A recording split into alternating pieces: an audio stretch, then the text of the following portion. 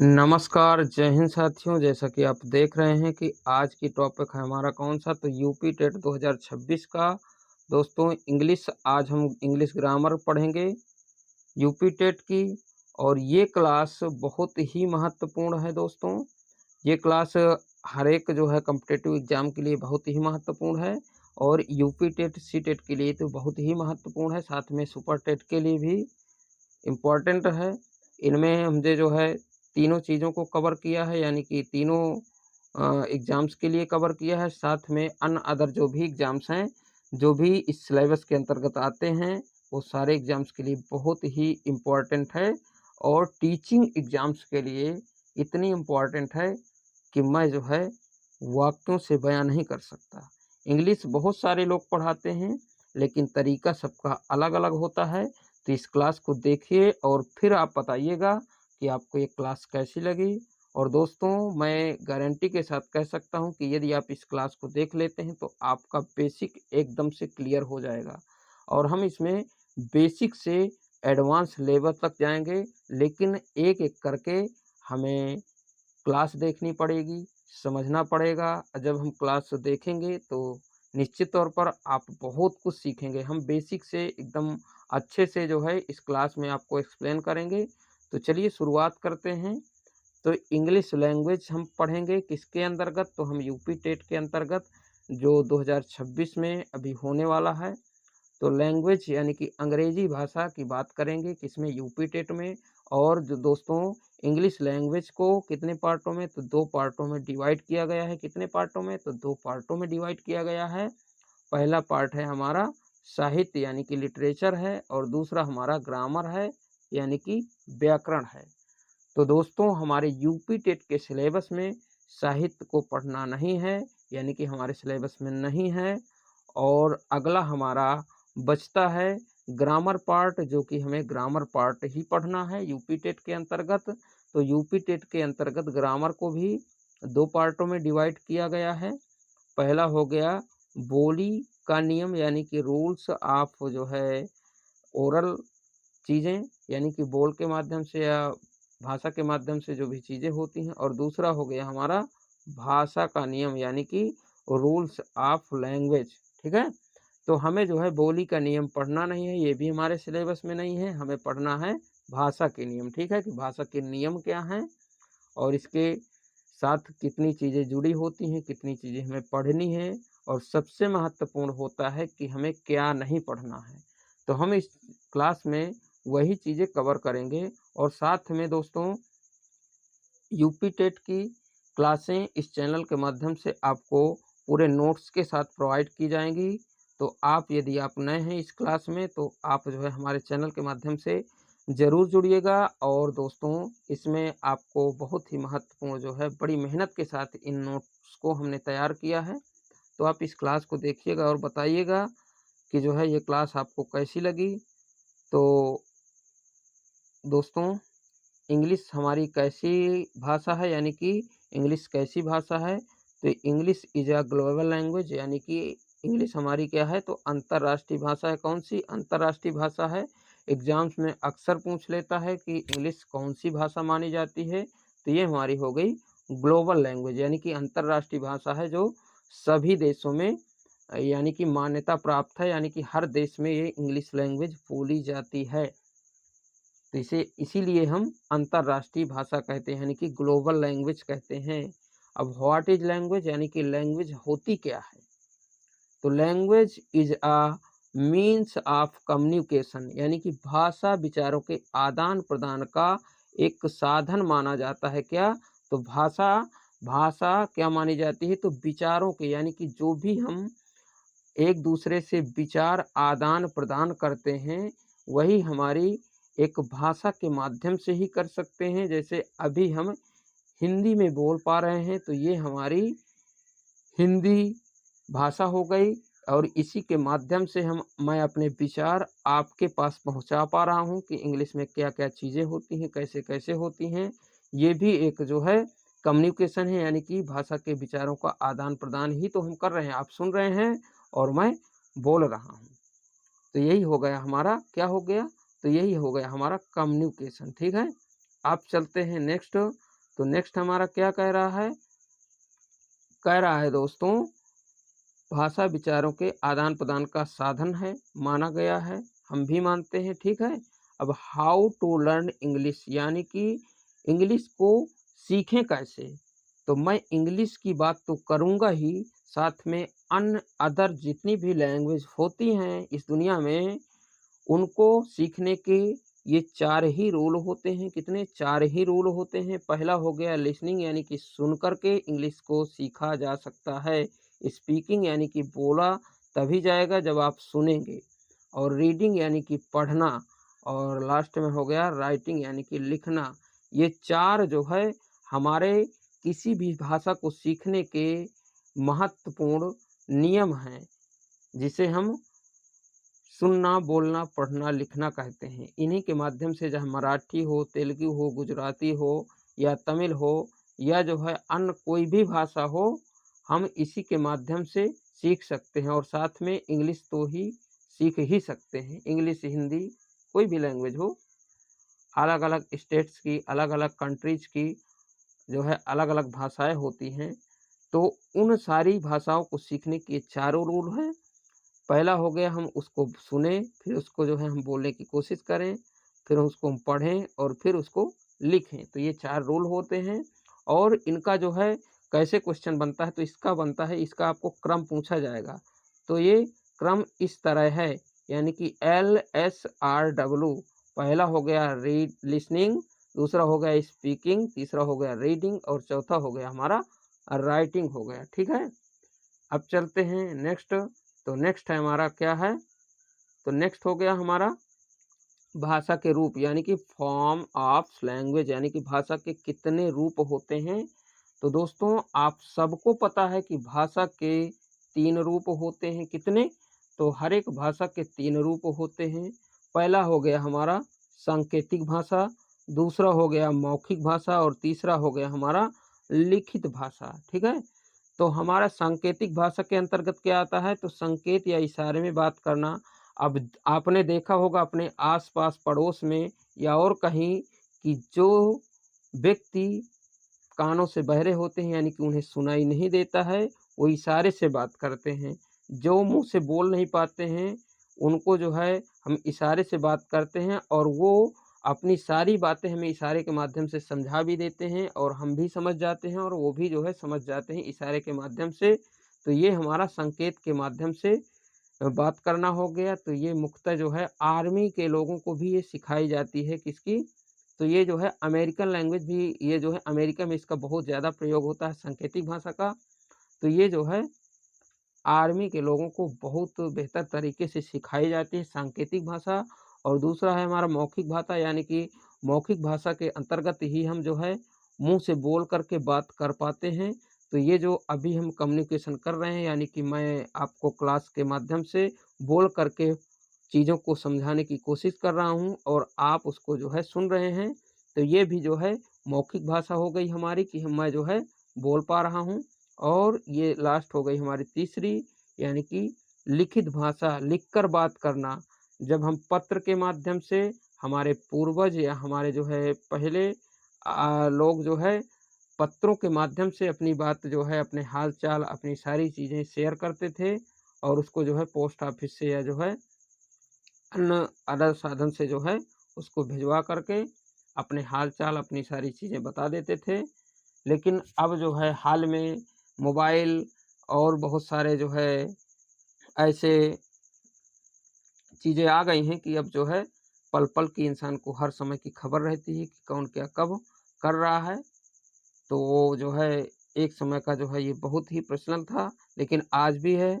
हम जो है लिख कर के ही बात करते हैं, और इसी भाषा की हम बात करेंगे इस जो है पूरे टॉपिक में।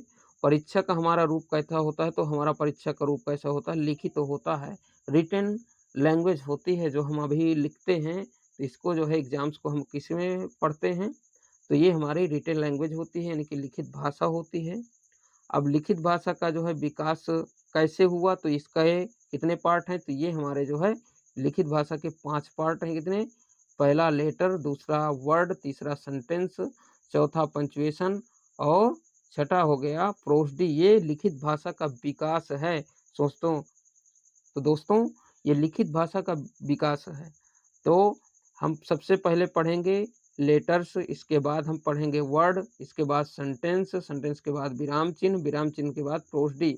लेकिन हमारे सिलेबस में ये प्रोसडी नहीं है और ये लेटर्स भी नहीं है। लेकिन नहीं है तो क्या हुआ, लेकिन बेसिक जब हम सीखेंगे तभी तो हम वर्ड को समझ पाएंगे। नहीं हम अक्षर ही नहीं समझेंगे तो हम शब्द को कैसे समझेंगे। तो हम जो है बेसिक चीज़ें इसकी सीखेंगे कि ये होते कितने हैं, कितने प्रकार होते हैं, और फिर इसके आगे जो है सारी चीज़ें शुरू होंगी। तो ठीक है, हमारे ग्रामर के अंतर्गत इतनी चीज़ें जो है हमें मुख्य रूप से पढ़नी है। कितनी? वर्ड पढ़ना है, सेंटेंस पढ़ना है, साथ में पंक्चुएशन पढ़ना है। लेकिन इसको हम बेसिक चीज़ें इसकी हम पढ़ेंगे, क्योंकि जब नींव ही कमज़ोर होगी तो आगे हम क्या समझ पाएंगे, है ना। तो चलिए देखते हैं। तो इंग्लिश ग्रामर जो होती है, इंग्लिश व्याकरण होता है, इंग्लिश ग्रामर होती है, ये जो है इसके पार्ट हैं। तो ये ऑर्थोग्राफी यानी कि अक्षर विन्यास समझेंगे, तो हम अक्षर विन्यास समझेंगे। इटमोलॉजी यानी कि शब्द विन्यास, साइंटेक्स वाक्य रचना, पंचुएशन यानी कि विराम चिन्ह, और लास्ट में है हमारा प्रोसडी। ठीक है, तो प्रोसडी हमारे है ही नहीं है सिलेबस में, तो इसको हम नहीं पढ़ेंगे, है ना। तो ये सारी चीज़ें हैं। तो दोस्तों यदि हमारी क्लास आपको पसंद आए तो हमारे इस वीडियो को आप लाइक करिएगा, और साथ में कमेंट बॉक्स के माध्यम से आप बताइएगा भी, और अपने फ्रेंड्स को भी शेयर करिएगा। इस क्लास को हमने बहुत मेहनत के साथ तैयार किया है। यदि आप इस क्लास को देखेंगे तो निश्चित तौर पर कुछ ना कुछ क्या बहुत कुछ सीख कर जाएंगे। और साथ में मैं गारंटी लेके कहता हूँ कि इंग्लिश का तो डर आपके अंदर से निकल जाएगा। लेकिन कब? जब आप इस क्लास को पूरी देखेंगे तब। और साथ में एक क्लास के माध्यम से नहीं, पूरा सिलेबस जब आप पढ़ेंगे तब, है ना, कि एक क्लास के माध्यम से आपकी सारी चीज़ें क्लियर हो जाएं। तो ये संभव ही नहीं है पूरी दुनिया में कि कोई जो है ऐसा बता सके कि एक क्लास के माध्यम से पूरा सिलेबस कवर कर दे, ये हो ही नहीं सकता। लेकिन जो है 1 से 1.5 महीने में ये आपका पूरा इंग्लिश ग्रामर का सिलेबस कवर हो जाएगा, पूरा कंप्लीट हो जाएगा। और यदि आप डिमांड करेंगे तो अदर सब्जेक्ट्स के भी, जैसे यूपी टेट के अंतर्गत जैसे सीडीपी हो गया, इंग्लिश हो गई, मैथ हो गई, हिंदी हो गई, ईवीएस हो गया, इनमें से और यदि आप कहेंगे तो उनकी भी क्लासेस आएंगे। लेकिन उसके लिए आपका प्यार बहुत ज़रूरी है। यदि आप हमसे जुड़ेंगे तो हम निश्चित तौर पर अन्य सब्जेक्ट की भी क्लास लाएंगे और बेहतर नोट्स के साथ लाएंगे। ठीक है, अब चलते हैं नेक्स्ट। तो हम पहले जो है लेटर्स के बारे में जान लेते हैं कि कौन कौन से लेटर्स होते हैं। तो अक्षर या letters, the smallest unit of a language is called a letter, यानी कि अक्षर किसी भी भाषा की सबसे छोटी इकाई मानी जाती है। The smallest unit of a language is called a letter, यानी कि सबसे छोटी इकाई हम किसको मानते हैं, तो हम मानते हैं अक्षर को। तो अक्षर की सबसे, किसी भी जो है भाषा की सबसे छोटी इकाई क्या होती है, तो अक्षर होती है। क्या होती है? अक्षर होती है। अब इंग्लिश में कुल कितने लेटर होते हैं, तो इंग्लिश में हमारे दोस्तों 26 लेटर्स होते हैं। कितने होते हैं? 26 लेटर्स होते हैं। और इसमें वॉइस पूछे यानी कि आवाज़ पूछे तो 44 जो है इसमें आवाज़ें होती हैं। किसमें?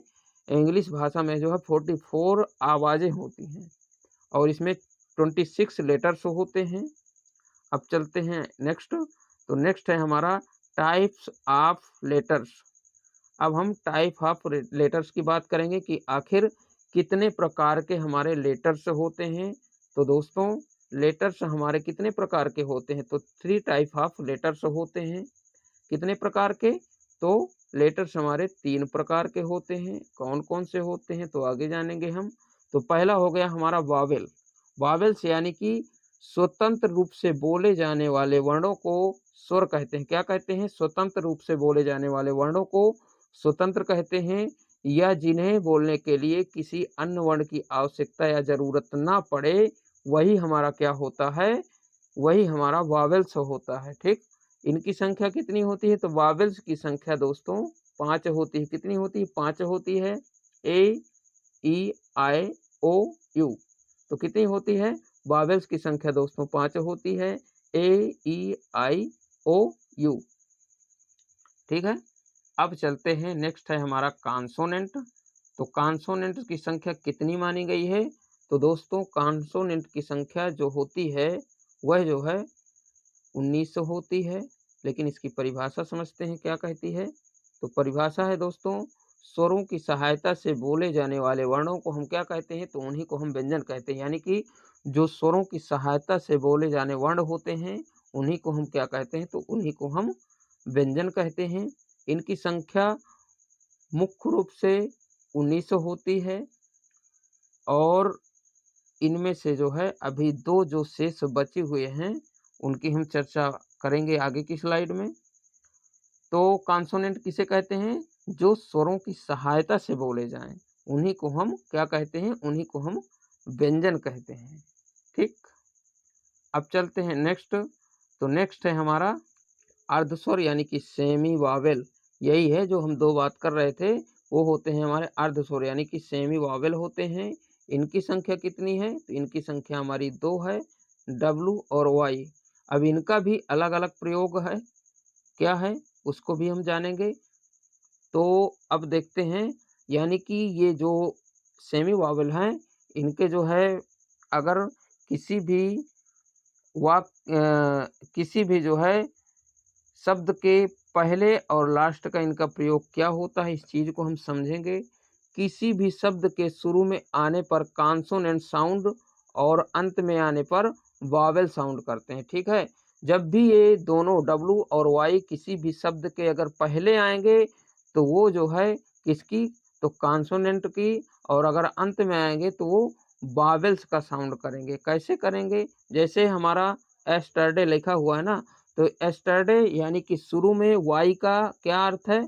तो वाई का जो है उच्चारण या होता है यानी कि यस्टरडे, और लास्ट में जो वाई आया हुआ है इसमें एक की मात्रा लग रही है, तो ए का उच्चारण यानी कि ए का साउंड निकल रहा है। तो यही दोनों में अंतर होता है। और साथ में जैसे ये डब्लू का है ना, तो डब्लू विंडो लिखा हुआ है, तो डब्लू का शुरू में अर्थ क्या होता है? वह होता है, विंडो है तो वह होता है। और लास्ट वाले डब्लू का क्या होता है? तो ओ होता है, विंडो।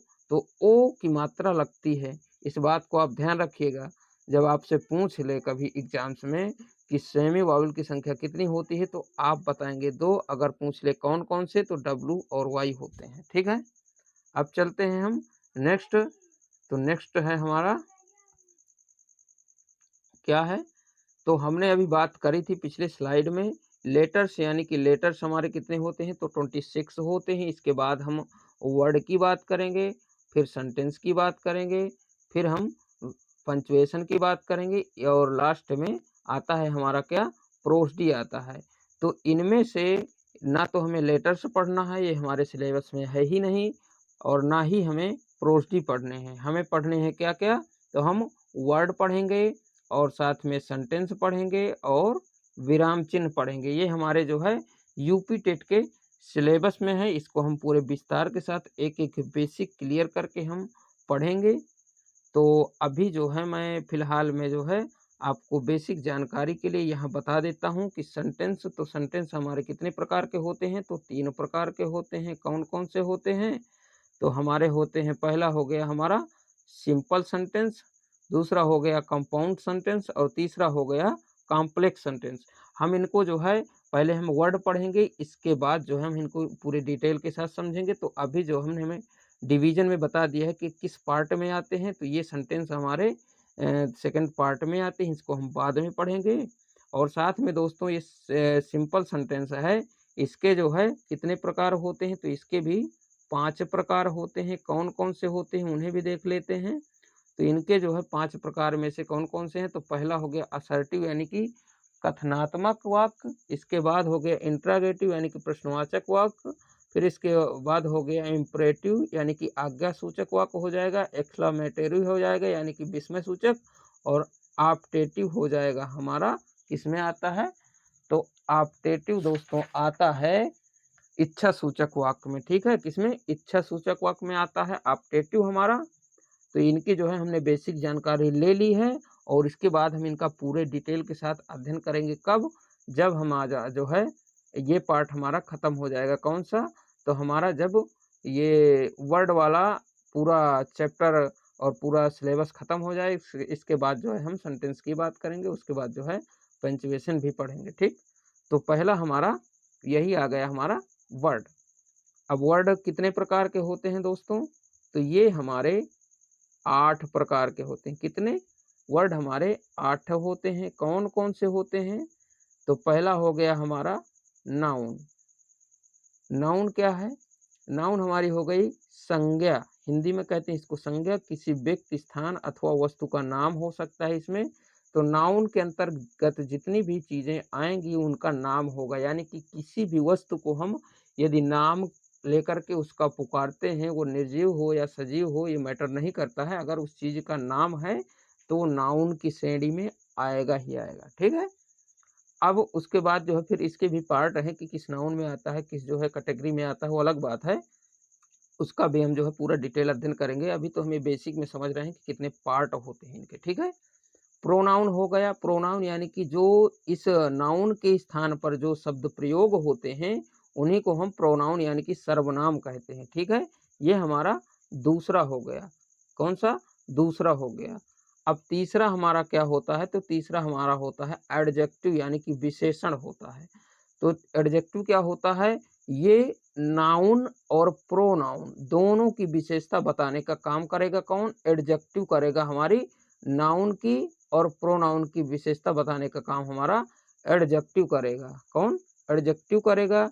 इसके बाद हम चौथे नंबर पर क्या है? तो चौथे नंबर पर है हमारा दोस्तों वर्ब, यानी कि संज्ञा होती है। अब जब हम किसी काम को करते हैं या जब उसमें किसी काम के होने का पता चलता है तो उसी को हम क्या कहते हैं? वर्ब कहते हैं, यानी कि इसमें एक्शन की बात होती है, डूइंग यानी कि कुछ करने की बात होती है। ठीक है, तो वर्ब से हम पता लगाते हैं, जैसे नहाना, खाना, रोना, धोना जितना भी होता है वो कार्य का पता चलता है वर्ब के माध्यम से। और पांचवा आ गया हमारा एडवर्ब, यानी कि क्रिया विशेषण। अब क्रिया विशेषण क्या होता है? तो ये नाउन और प्रोनाउन को छोड़कर और सबकी विशेषता बताने का काम करेगा। यानी कि किसकी किसकी विशेषता बताएगा? तो दोस्तों ये एडजेक्टिव की बताएगा, ये वर्ब की बताएगा और ये एडवर्ब की, ये इन तीनों की क्या बताएगा? तो इन तीनों की ये विशेषता एडवर्ब बताता है। ठीक है, एडजेक्टिव की, वर्ब की और एडवर्ब की, इन तीनों की विशेषता कौन बताएगा? तो ये हमारा एडवर्ब बताएगा। कौन? एडवर्ब बताएगा। और चलते हैं नेक्स्ट। अभी दोस्तों ये हम एकदम बेसिक जो है सीख रहे हैं। पूरे क्लास में जो है, अगली क्लास में हम पूरे डिटेल के साथ इनका एक एक करके अध्ययन करेंगे। और ये सिलेबस जो है काफ़ी लेंदी भी है, लेकिन इतना लेंदी भी नहीं है। हम ऐसे समझाएंगे कि आप एक एक पार्ट को एकदम हंसते हंसते सीख जाएंगे। और साथ में दोस्तों ये नोट्स बहुत ही इम्पोर्टेंट है, और आप जो है इस नोट को जो है आप कॉपी और पेन लेकर के बैठिए और सारी चीज़ें जो है आप नोट भी करते जाइए पढ़ने के साथ साथ, तो आपको डबल फायदा मिलेगा। ठीक है, अब नेक्स्ट हमारा कौन सा है? तो हमारा हो गया प्रीपोजिशन। प्रीपोजिशन क्या होता है? संबंध बोधक, यानी कि जो शब्द नाउन या प्रोनाउन से पहले आकर उसका संबंध किसी और से बताते हैं, वही हमारे प्रीपोजिशन हो गए। तो ये नाउन और प्रोनाउन के पहले आते हैं प्रीपोजिशन, और ये जो है संबंध बताने का काम करते हैं किसी अन्य से। अब दोस्तों आ गया हमारा कंजंक्शन, यानी कि समुच्चय बोधक। कंजंक्शन क्या होता है? तो conjunction is a joining word, यानी कि ये ज्वाइनिंग वर्ड का काम करता है, शब्दों को जोड़ने का कार्य करता है। दो जो है वाक्यों के बीच में आकर के उनको जोड़ने का काम करता है। और इंटरजेक्शन हो गया, तो इंटरजेक्शन क्या होता है? तो विस्मय बोधक होता है। ठीक है, यानी कि विस्मय बोधक मन के तीव्र भावों को बताने का काम करते हैं। कौन करते हैं? तो ये इंटरजेक्शन करते हैं। इसके साथ एक्सक्लामेशन मार्क हमेशा ये वाला आता है। क्या? एक्सक्लामेशन मार्क, यानी कि इसके नीचे एक बिंदु होता है। ठीक है, तो ये हमारा जो है इंटरजेक्शन हो गया। अब चलते हैं नेक्स्ट। तो नेक्स्ट हम दोस्तों क्या देखेंगे? पार्ट ऑफ स्पीच, यानी कि शब्द भेद। और शब्द भेद वही है जो अभी हम 8 समझ करके आए हैं। क्या? 8 समझ करके आए हैं, यानी कि नाउन, प्रोनाउन, फिर एडजेक्टिव, फिर वर्ब, फिर एडवर्ब, प्रीपोजिशन, कंजंक्शन और इंटरजेक्शन। यही हमारे पार्ट ऑफ स्पीच के अंतर्गत आते हैं, जो कि हमने अभी पीछे देखा है, वर्ड के अंतर्गत हैं।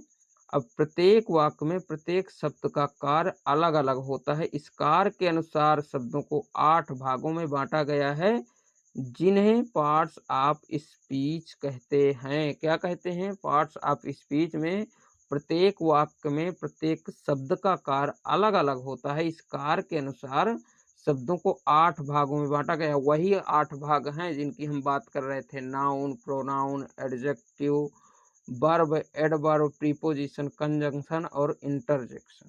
ठीक है, तो इनकी हम पूरे डिटेल नेक्स्ट क्लास में करेंगे। तो दोस्तों, यदि आपको ये क्लास पसंद आई हो तो आप हमारे चैनल को लाइक सब्सक्राइब करके शेयर करिएगा और साथ में अपने मित्रों को भी इस क्लास को दिखाइएगा। तो मिलते हैं दोस्तों अगले नेक्स्ट पार्ट में। तब तक के लिए जय हिंद, वंदे मातरम साथियों।